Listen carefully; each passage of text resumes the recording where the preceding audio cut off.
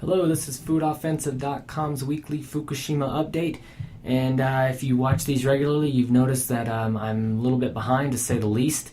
I've been about a week since I've released some, but the last time I released 3 in a row really fast, one each day for 3 days, and so I'm planning to do that this week.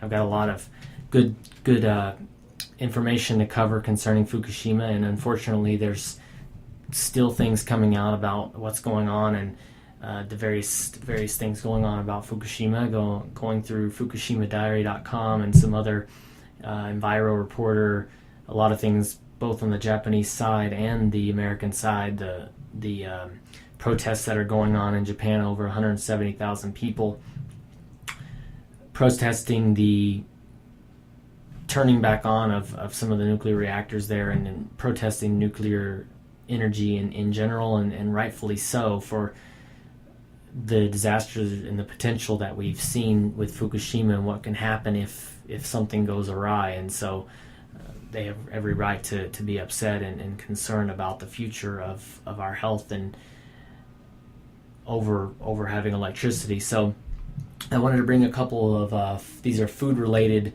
Fukushima. This is foodoffensive.com, but sometimes I bring you in the Fukushima updates just in general what's going on with the radioactive mess that's going on and disaster. But of course, even if I don't recover food specific items, this does affect our food in the way that it's affected, in as far as contamination and things like that. So there's a couple of issues both with the selling and the consumption of food, and so I wanted to point out to you an article concerning the sale of food from Fukushima, and not just, and you would think, oh, someone's trying to sell food from there, and they're being, their hands getting slapped, but that's not the case. They're getting in trouble for not selling food from there, and this is what I want to look at here. If you take a look at this article from Fukushima Diary, Fukushima-diary.com, I've used his sources a lot. He does this full time now, bringing all kinds of reports, things that are in the Japanese news, things we might not have known about otherwise. So it says, Kitakyushu city mayor threatens a supermarket chain to arrest the founder for not selling Fukushima food. Kitakyushu is actually, Kyushu is the southernmost of the 4 islands, so it's the farthest away from Fukushima, and Kitakyushu is the very northern part of that Kyushu island before you can cross. So before obviously the next island up, Honshu. But looking at this, this is far away. But this store owner has decided not to sell fruits and vegetables, things like that, from Fukushima, rightfully so. But it says here, I have it highlighted, the son of the founder ordered his supermarket chain not to sell vegetables from North Japan, but the city mayor threatens him that he could be arrested. And it shows a series of tweets here. They have translated it into English, and one of the translations here, it says, they're talking about, basically, they're trying to get him on the fact that he's stating rumors that Kitahashi is the mayor, looks like the mayor of, he looks like he's the mayor of Kitakyushu, and so he's saying that a harmful rumor can be a criminal case. They're saying that food produced and coming from Fukushima, the area that is highly contaminated from this nuclear disaster, that food from that area, saying that it is, or not selling it because it is supposedly a rumor, and it can cause harm. Well, how about eating the stuff from there causing harm? I know that it's damaging to the industry there and the economics of Fukushima in that area, but we got to think about our health and things. So it also goes on to say, here's another tweet that was sent out. It says, Kitahashi, the Kitakyushu mayor, repeats threatening acts, such as commenting they can arrest citizens for spreading harmful rumors, and on the other hand, impose the contaminating substance on citizens. So this is obviously, it's a little bit hard, the translation here is a little bit crude sometimes by Mochizuki, the founder and editor of Fukushima Diary, but you get the idea here about what's going on, and the fact that you are getting in trouble for actually not selling the stuff.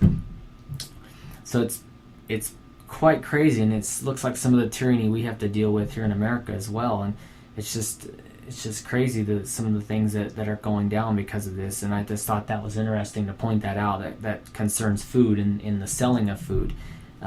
Supposedly, you can't, as an owner of a store, as a proprietor, you can't decide what you're going to sell in your store. That's pretty crazy. Well, we deal with that here with the whole Rawsome raids that we saw last year, and the raw milk being persecuted in the way that it is, and being, armed raids and things like that. It's just, we're seeing the same thing here.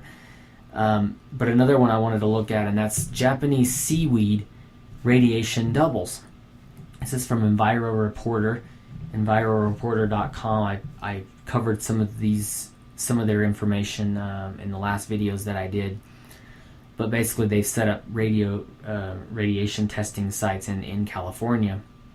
But this is from Michael Collins, April 20th, 2012. It's a little while back, but it says Japanese seaweed radiation doubles. That's the title of the article. Picture of seaweed there that they tested. It says that on April 13th, they did a test of nori, which is seaweed that's used to make sushi and things. It was bought in a West Los Angeles store, which is the same store where they bought some identical seaweed about 8 months ago, or 8 months before this article, about a year before.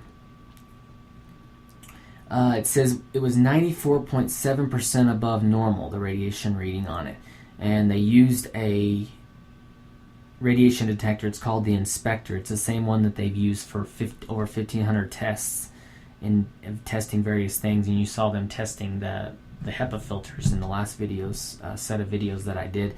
But you can see the picture there of the Inspector, and they actually take it out of the package for a little bit clearer and better testing. But I wanted to go down here. It shows them there, got it propped up, testing. Some of the highlights I made here in this article. It says not only is the new Japanese seaweed sample hotter than last year, the older seaweed is still heavily ionizing as well. Continuing on, EnviroReporter.com tested other Japanese food products that also showed significant radiation above normal, including beer, sake, vegetable juice, sweet rolls, and 3 different types of tea, including green tea, that came in 65.1% over normal. It says the Japanese and American governments are either not testing this food product for Fukushima radiation, or one or both of these bureaucracies have deemed this amount of radiation to be acceptable. Well, we know that shortly after Fukushima, that our government, EPA, raised the levels of what was deemed as safe, just because the levels were higher. So they said, okay, here's a magic wand, we're going to raise that higher, to coincide with the raise in radiation and background radiation. So we know that there's a possibility that they could just be not testing it, or just saying, okay, that's safe enough. It says more radiation means more cancers and deaths, based on the most august scientific body in the nation. Basically a scientific research that they've done. It says, it goes on here, in late July of 2005, the prestigious National Academy of Scientists came out with a milestone report that confirmed this. The scientific research base shows that there is no threshold of exposure below which levels of ionized radiation can be demonstrated to be harmless or beneficial, said Richard R. Monson, the panel chairman and a professor of epidemiology at Harvard School of Public Health. So this is a highly regarded school, a highly regarded and prestigious National Academy of Sciences, has said that really no threshold that's safe, and so something we got to be concerned with. It says FDA radiation standards aren't even mandatory. They exist in the ether of being quote recommendations that are not enforceable. So we don't even have a strict guideline or strict standard, and that's something we might want to do since we're regularly relying and heavily relying on nuclear power. And if we're doing the same thing Fukushima did, where they're using the cooling pools, those are obviously prone to disasters and things like that.